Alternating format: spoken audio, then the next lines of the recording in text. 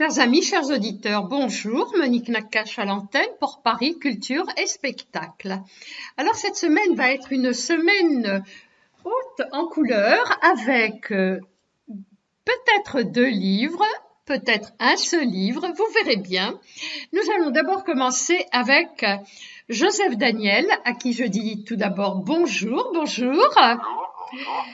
Alors, Joseph Daniel, vous arrivez avec un très beau roman qui se lit comme un roman, Les Morénos du Nil, autobiographie qui est paru chez L'Harmattan. Le siècle d'une famille juive en Égypte. Et ma première question va être la suivante. Mais au fait, d'où viennent les Morénos du Nil? C'est une très bonne question et je ne suis pas sûr de pouvoir vous répondre précisément.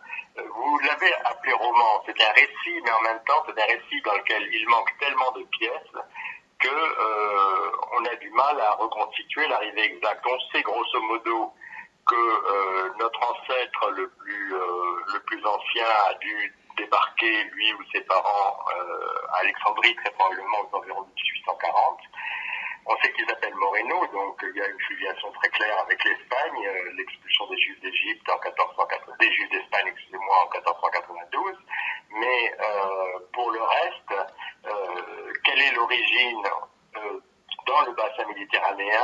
Une partie de mes cousins et mes cousines, j'en ai interviewé 26, 27 à travers le monde, une partie est convaincue que c'est plutôt du côté de la Syrie ou du côté du Liban, une partie pense que c'est plutôt du côté du reste de l'Empire ottoman, c'est-à-dire de Salonique, une partie imagine même, pourquoi pas, l'Italie. La difficulté est que une origine qui serait véritablement de l'Empire ottoman devrait être marquée par le parler ladino, le parler du judéo-arabe. Or, ce parler n'était pas effectif dans les Morénos que nous avons connus. Il y en a très très peu, parmi les très nombreux Morénos, il y en a très très peu qui ont des prénoms qu'on peut qualifier de judéo-espagnols. Il y a une Enriqueta, il y a un Marco, enfin, c'est très peu. Et donc, à la fin de ce récit que vous appelez roman, l'énigme est encore présente. Moi, honnêtement, je l'ai lu comme un roman. Je l'ai lu comme un roman car étant moi-même arabisante, je me suis revue à voir ces films égyptiens que j'adorais. Écoutez, Abdel Halim, Kulthum, Farid, Abdel Wahab, Ismaël. Je veux dire que, et pourtant on n'insiste pas toujours sur la musique parce que je crois qu'il y a une forme d'hégémonie de la langue française pour cette période que vous étudiez. C'est une hégémonie de la culture et de la langue française. Il faut bien voir que depuis l'expédition de Bonaparte, qui a été très courte, mais qui a laissé des ferments en Égypte, il y a eu ce que j'appelle en Égypte, en tout cas chez les dirigeants égyptiens et dans les milieux aisés, une passion pour la France, qu'a incarné le Khedive Ismaïl, l'homme qui a fait le canal de Suez, qui l'a fait percer, qui l'a fait inaugurer par la femme de l'empereur Napoléon III, qui lui-même, le Khedive Ismaïl, avait suivi des études à Paris, qui a envoyé des étudiants, et on est dans une situation telle, il considérait d'ailleurs que l'Égypte était une partie un petit peu lointaine de l'Europe, rien à voir avec l'Afrique. Il a fait appel à des ingénieurs, à des urbanistes, à des architectes français qui ont notamment remodelé le Caire, la partie européenne du Caire. Et dans cette domination, cette hégémonie, le terme est bien bon, il y a en particulier une hégémonie culturelle qui a été incarnée dans un premier temps par les frères et les sœurs. Certains de mes ancêtres ont été chez les frères et chez les sœurs, et puis à partir du tournant du 19e siècle, avec la création de la mission laïque française, avec le développement de l'Alliance israélite universelle, qui avait son siège à Paris, se sont développés des enseignements, les Morénos, jusqu'à moi-même, je ne m'appelle pas Moreno, mais ma mère l'était, les Morénos jusqu'à moi-même ont été formés, éduqués, nous avons rêvé en français, nous avons chanté en français, nous chantions Mabrouk, ça va en guerre, on croyait que c'était Mabrouk,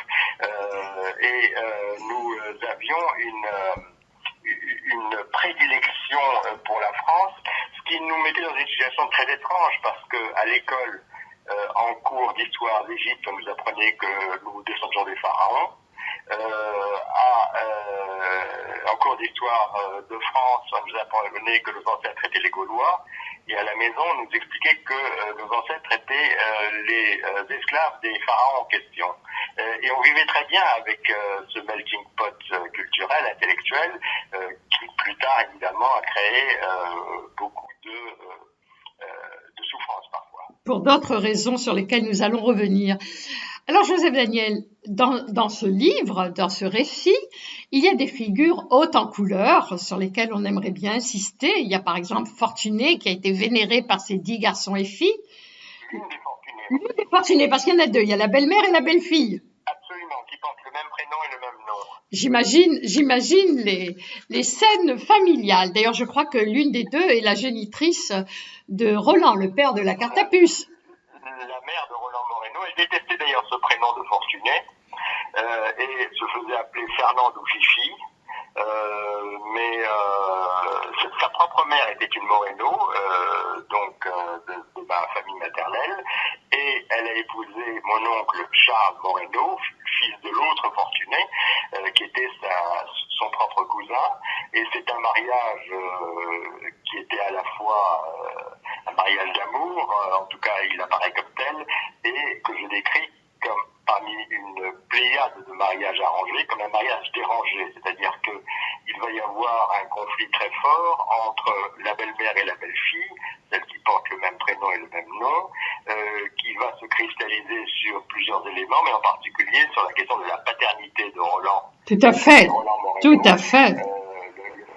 De la carte à puce, ma grand-mère, la Fortunée Moreno l'ancienne, si on peut dire, est convaincue que ce n'est pas son fils le père, mais très probablement un de leurs amis, un musicien qui était chez eux de manière permanente. Et avec lequel elle s'était enfuie. Avec lequel elle s'est enfuie, exactement. Rêvant de Paris, en fait. Oui, elle s'attelle à Paris parce que Paris c'est la ville lumière. Après la guerre, c'est le lieu où ont envie d'être ceux qui veulent s'émanciper. Et elle part avec le petit Roland sous le bras. Ce qui fait d'ailleurs que j'écris à plusieurs reprises que les Moreno d'Égypte c'est une famille ordinaire. Et le seul homme extraordinaire par la notoriété mondiale qu'il aura dans la famille, il quitte l'Égypte alors qu'il est encore un bambin sur un bateau qui s'appelle joliment la Providence. Oui, oui. Alors, Joseph Daniel, si on pouvait développer un petit peu également, vous insistez dans ce récit sur les relations avec les non-juifs.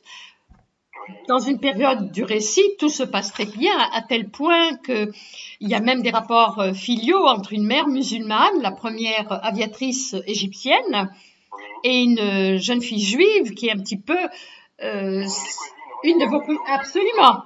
Considérer cette aviatrice égyptienne, qui était d'ailleurs la première aviatrice du monde arabe et d'Afrique, et qui vivait elle-même maritalement avec un médecin juif, elle l'a considérée comme sa seconde mère. Mais il n'y a pas que des relations d'affection, il y a une proximité qui peut prendre d'autres formes, des formes politiques par exemple, qu'on a du mal à imaginer aujourd'hui. Il faut voir qu'avant la création de l'État d'Israël, il y a une sorte de solidarité entre une partie des nationalistes arabes et une partie des juifs sionistes, parce que l'ennemi c'est le même, c'est l'anglais. Et je décris par exemple une scène dans laquelle un des chefs de la police qui jouait régulièrement au poker avec mon oncle Isaac Moreno lui dit alors qu'ils sont en train d'abattre leurs cartes, ce soir les camions auront du mal à passer.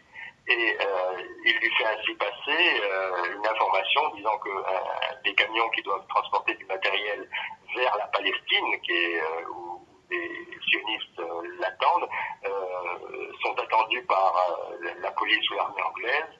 Et mon oncle va donc donner instruction aux responsables de cette opération de la reporter à plus tard. Donc cette espèce de forme de solidarité, mais il y a aussi des liaisons financières, bien entendu, il y a des liaisons de toute nature, et ceci va progressivement devenir de plus en plus complexe au fur et à mesure que se développe à la fois le sentiment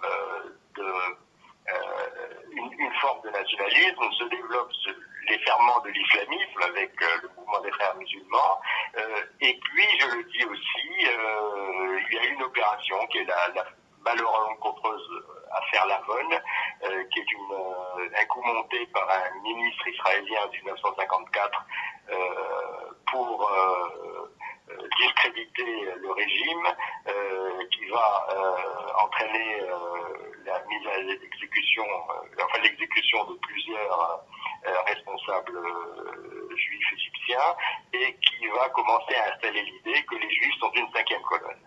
Et là, effectivement, le problème de légitimité va commencer à se poser dans des termes que mes ancêtres n'imaginaient pas. Oui, en fait, l'émergence de l'État d'Israël, déjà même un petit peu en amont, fait que tous ces bons rapports, bons ou parfois moins bons, mais enfin, il y avait quand même une convivialité importante. Absolument. Tout le monde travaillait à la bourse du coton, par exemple. Pardon ? Tout le monde travaillait à la bourse du coton. Il n'y avait absolument pas de différence. Et je crois que les uns et les autres s'appréciaient beaucoup. Ils s'appréciaient beaucoup. Ils vivaient parfois ensemble. Je cite un certain nombre de cas dans le monde des affaires, dans le monde, même dans le monde de la politique. Il n'y avait pas de ministre juif à une exception près, qui était président de la communauté du Caire, mais ça se passe à l'époque du roi Fouad, mais il y a des conseillers juifs au gouvernement, mais effectivement, avec la perspective de la création de l'État d'Israël, les choses deviennent de plus en plus difficiles et de plus en plus conflictuelles. Et alors, vous insistez également sur le fait que, en fait, il n'y a qu'un de vos ascendants, l'oncle Yitzhak, qui était très fin lettré en arabe, mais la langue arabe n'était pas à l'honneur à ce moment-là. Je ne dirais pas qu'elle n'était pas à l'honneur, mais je dirais que la langue principale, leur langue maternelle était le français. C'était une langue maternelle d'adoption. C'est une conception un peu curieuse, mais c'était comme ça. C'était dans cette langue qu'ils avaient été élevés. Et l'arabe, ils le pratiquaient forcément, ils le parlaient, ils le lisaient plus ou moins bien, mais certains d'entre eux le faisaient remarquablement. C'est le cas de mon oncle Isaac ou de son frère Albert. D'autres encore à un moindre degré, mais tous n'avaient pas le degré de sensibilité, le degré de perfection dans la maîtrise de cette langue, ce qui fait qu'en particulier quand en 1947, sauf erreur, une loi impose que l'arabe devienne systématiquement la langue des affaires, ça va devenir compliqué pour certains d'entre eux. N'oubliez pas que par exemple, sous la royauté, les comptes rendus du Conseil des ministres étaient rédigés en français, pas en arabe. Oui, ça c'est quand même important à souligner, hein. Oui, tout à fait. Alors, si vous permettez, Joseph Daniel, pour terminer cette émission, j'aimerais bien rappeler ce que dit Toby Nathan dans Ce pays qui te ressemble, parce que je crois que vraiment ça résume votre écrit. Si j'ai quitté l'Égypte, l'Égypte ne m'a jamais quitté. Quelquefois, je pense que c'est seulement mon ombre qui est partie, alors que moi, je suis resté là-bas, seul, errant, comme durant ma jeunesse. Je pense que beaucoup de vos ascendants qui ont émigré en Israël, certains se sont très bien adaptés. Pour d'autres, les relents et les remords, non pas d'avoir quitté l'Égypte parce que c'était indéniable, il fallait absolument partir, mais le regret de cette vie d'antan les a longtemps suivis. C'est tout à fait vrai, mais ce n'est pas vrai simplement pour ceux qui se sont installés en Israël, c'est vrai pour ceux qui sont aux États-Unis, qui sont au Canada, qui sont en Italie, qui sont en Grande-Bretagne. Je suis en relation avec beaucoup d'entre eux. Je vois comment c'est la dernière génération à avoir connu, enfant bien entendu, la vie en Égypte, la douceur de cette vie. Cette génération-là est moins sensible que l'étaient nos parents à la douleur du départ et plus sensible à la nostalgie. Et entre eux continuent de circuler des recettes, des informations, des nokats, c'est-à-dire des plaisanteries en arabe, un intérêt particulier pour ce pays, dont je dis à la fin du livre qu'il constitue en quelque sorte notre Atlantide, c'est-à-dire une terre destinée à disparaître à tout jamais avec le mémoire et avec l'oubli. Merci Joseph Daniel. Je rappelle Les Morénos du Nil, le siècle d'une famille juive en Égypte, chez l'Harmattan. À très bientôt sur nos ondes. Au revoir Joseph. En deuxième partie d'émission, je vais vous parler d'un livre particulièrement touchant, une saga séfarade d'Alexandre Mostrel qui a paru à Z4 Éditions. Alors, Alexandre Mostrel, tiens, d'où vient ce nom? En fait, au départ, c'est un nom juif turc, Misriel, qui a été mal traduit. Et donc, on voit tout de suite Mostrel, ce qui lui a valu quand même quelques petites histoires dont je vous parlerai plus tard. Alors, Alexandre Mostrel est né en 25 et très vite, il est né à Marseille, les parents ayant quitté la Turquie. Arrivé à Marseille, l'oncle, Salvatore Sarfati, les attire à Tunis en leur parlant de la qualité de vie, la douceur qui rappelait très fortement Izmir. D'ailleurs, un petit clin d'œil à mes amis arabes tunisiens qui s'appellent Zmerli. C'est là, dans le livre d'Alexandre Mostrel, que j'ai appris que c'était des habitants d'Izmir. Bien.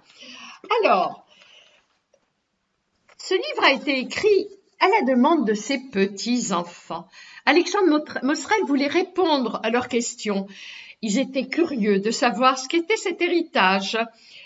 Et alors, il leur raconte comment, fils d'immigrés turcs enracinés dans la tradition juive séfarade, son destin a fait qu'il a été le témoin des grandes manœuvres du début du siècle, puisque, arrivé très jeune, à l'âge de 4 ans, à Tunis, il découvre la vie de la Hara, le ghetto.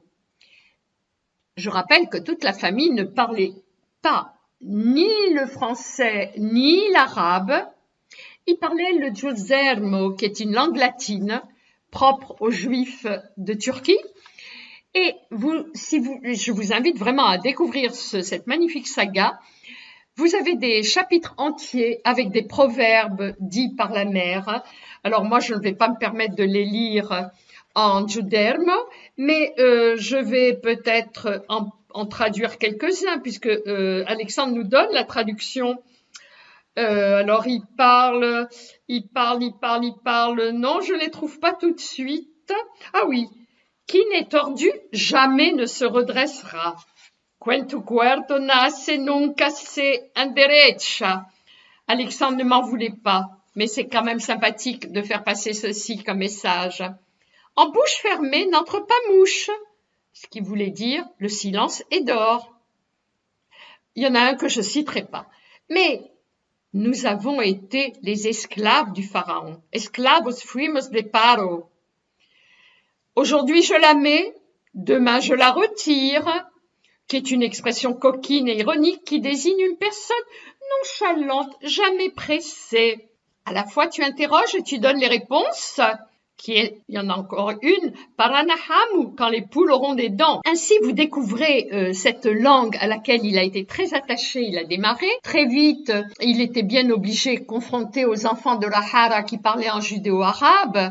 Il s'est mis à la langue très vite, car Alexandre Mostrel apprend très vite. C'est magnifique de voir comment ce jeune homme, ce jeune adolescent qui a été obligé d'arrêter l'école très tôt pour aider à nourrir la famille, donc le père était photographe itinérant, il a aidé son père. D'ailleurs, il y a des sous-entendus sur des conflits avec le père, ne correspondaient pas à l'image qui pouvait se faire d'un père, mais par contre l'amour qu'il vouait à sa mère est tout à fait remarquable. Alors je lui ai dit qu'il avait la faculté d'apprendre très vite. Savez-vous ce qu'il fit? Après avoir aidé son père, c'est son frère Michel qui a repris le flambeau de photographe. Quant à lui, Alexandre, très vite, des opportunités se sont présentées. Il entra à la banque, il gravit les échelons et ainsi petit à petit, arrivé en France, après des déboires et puis surtout en ayant découvert une jeune fille délicieuse, sa femme Dina, à laquelle je fais un clin d'œil,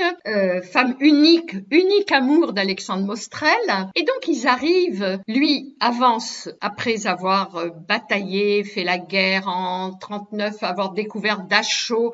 Je ne voudrais pas trop insister sur cette partie car c'est vraiment très dur, mais en même temps je voudrais insister sur l'amour de la famille Mostrel pour la pratique juive et l'amour, il était d'ailleurs Shaliach Tzibur, et puis son engagement en tant que jeune sioniste, il était très attaché à Mordechai Cohen qui a été le Shaliach, puis dans ce mouvement s'est un petit peu délité après le départ de Mordechai Cohen, et puis cet amour, cet attrait pour la terre d'Israël, il essaya de faire son alia. La famille fit son alia si ma mémoire est exacte, d'après le livre, en 56, a beaucoup souffert, en passant par les Marbarot, les camps de toile, dans la région de Haïfa. Il fit de tout pour les faire sortir de là et leur acquérir un shikoun, donc un appartement dans un immeuble collectif.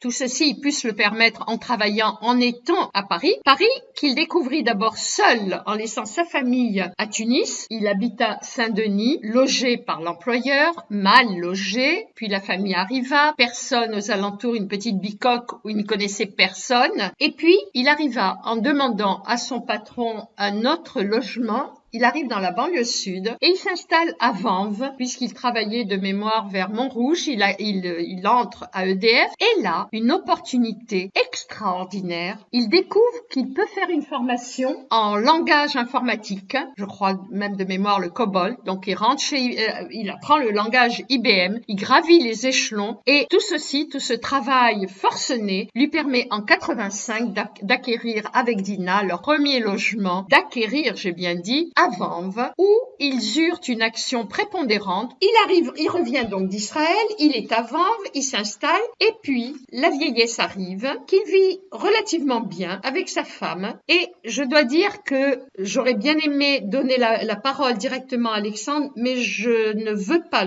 trop le fatiguer. C'est la raison pour laquelle je me permets de prendre la parole pour lui, avec l'accord bien sûr de Sarah. Alors je vais me permettre, ça va faire très plaisir à Alexandre Mostrel de savoir qu'il y a la soirée le 20e printemps des poètes. C'est un spectacle de poésie et de chansons de et avec Sarah Mostrel, poète et auteur-interprète, et Jean-Paul Reynaud, auteur, sur des textes originaux et des poèmes de Baudelaire, Max Jacob, Mayakovsky, Rimbaud. Et on souhaite le meilleur à Alexandre Mostrel avec son livre, donc une saga séfarade, Z4 édition. Alexandre Mostrel, Ad Mea Vesrim Shana. Quant à moi, chers amis, je vous dis à la semaine prochaine. Monique Nakache pour Paris, Culture et Spectacle.